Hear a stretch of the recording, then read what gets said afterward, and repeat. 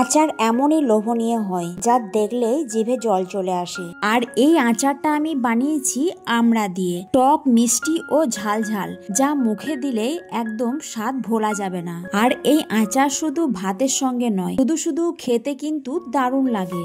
আর এই আচারটা কিন্তু দীর্ঘদিন বাড়িতে রেখে খাওয়া যাবে। রান্নাটা কিন্তু একেবারে সহজ আর এর স্বাদ একদম জিভে লেগে থাকার মতো। তো চলুন এখন শুরু করি টক ঝাল মিষ্টি এই আমড়ার আচার কিভাবে বানাতে হয়। Hi guys, welcome back to my YouTube channel রাখির রান্নাঘর। আমি রাখি। তো আবার নিয়ে চলে এলাম আপনাদের জন্য নতুন একটা রেসিপি। নানা ধরনের রেসিপি দেখার জন্য চ্যানেলটা অবশ্যই সাবস্ক্রাইব করে নেবেন। ভিডিওটা ভালো লেগে থাকলে লাইক কমেন্ট শেয়ার করবেন। তো আজকের রেসিপি শুরু করা যাক।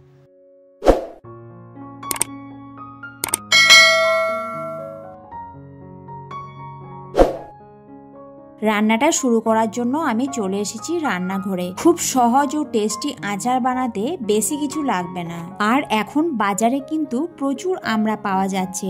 আর যারা আচার খেতে ভালোবাসেন তাদের জন্য কিন্তু এটা সেরা সময়। আমি এখানে 250 গ্রাম মতো আমড়া নিয়ে নিয়েছি। আপনারা আপনাদের প্রয়োজন মতো নিয়ে নেবেন আমড়া।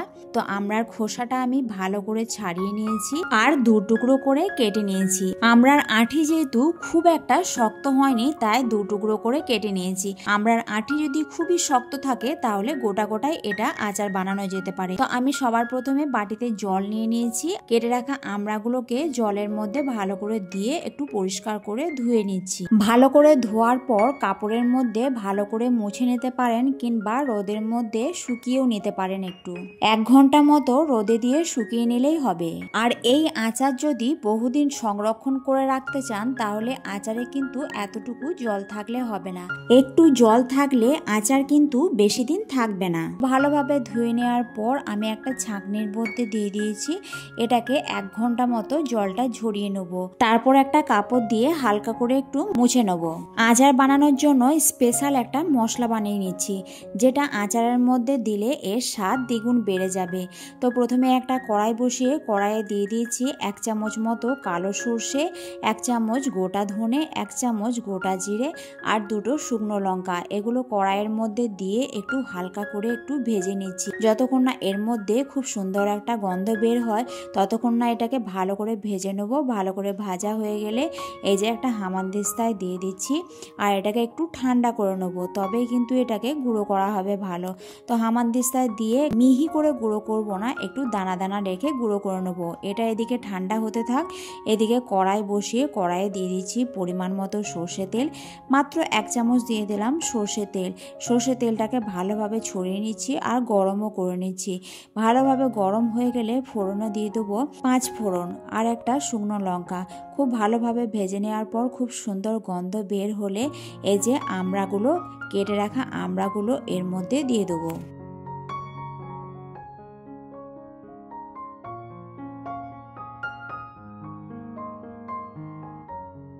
তো আমড়াগুলো দিয়ে দিচ্ছি। এবার আমড়াগুলো একটু হালকা করে ভেজে নেব, তাহলে আমড়াগুলো একটু নরমও হয়ে যাবে। একদম মিডিয়াম ফ্লেমে আমড়াগুলোকে ভালো করে একটু ভেজে নিচ্ছি।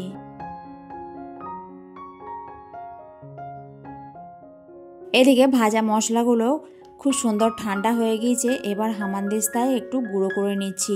একদম দানা দানা থাকে সেরকম ভাবে কিন্তু গুঁড়ো করব।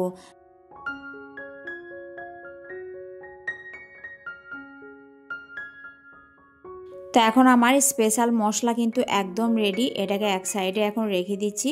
আর আমড়াটা কিন্তু বেশ খানিকক্ষণ ধরে ভেজে নিচ্ছি আর এটা একটু নরমও হয়ে গিয়েছে। স্বাদ অনুযায়ী দিয়ে দিলাম একটু নুন, ওই 1/2 চামচ মতো। সমস্ত কিছু আবার আমি ভালো করে মিশিয়ে নিচ্ছি। মিশিয়ে নেওয়ার পর এর মধ্যে কিন্তু আমি গুড় দিয়ে দিচ্ছি। আপনারা চাইলে চিনিও দিয়ে দিতে পারেন। তো আমি এখানে 1 কাপ মতো দিয়ে দিলাম গুড়, আখের গুড়। তো গ্যাসের ফ্লেম একদম লোতে করে গুড়টা কিন্তু ভালোভাবে মিশিয়ে নিচ্ছি। ফ্লেমটাকে লোতে করে গুড়টাকে কিন্তু একদম গলিয়ে নিতে হবে। গুড়টা গলিয়ে নেওয়ার পর ভালোভাবে নেড়ে দিচ্ছি আর আমড়াটা কিন্তু ভালোভাবে সেদ্ধ করে নিতে হবে। তো এখন একটু ফ্লেমটাকে মিডিয়ামে করে দিচ্ছি। আর এই যে ঝোলটা আছে এটা যতক্ষণ না ঘন হয় এটাকে নেড়ে নেড়ে কিন্তু ঘন করে নেব।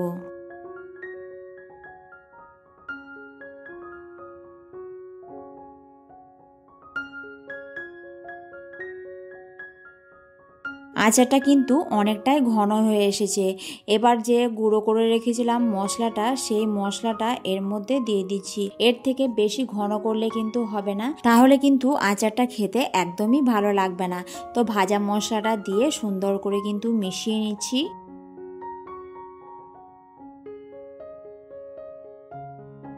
টক ঝাল মিষ্টি আমড়ার আচার কিন্তু একদমই রেডি। আর আচারের ঘনত্বটা আপনাদের দেখায় ঠিক এরকম হবে, খুব কিন্তু ঘনও নয়। আর একদম রেডি হয়ে গিয়েছে আমড়ার আচার। তো রেসিপিটা আপনাদের কেমন লাগলো অবশ্যই কমেন্ট করে জানাবেন। ভিডিওটা ভালো লাগলে লাইক শেয়ার করতে ভুলবেন না। চ্যানেলে নতুন হলে চ্যানেলটা অবশ্যই সাবস্ক্রাইব করে নেবেন। আবার আসছি নতুন কোনো এক রেসিপি নিয়ে। আজকের জন্য টাটা।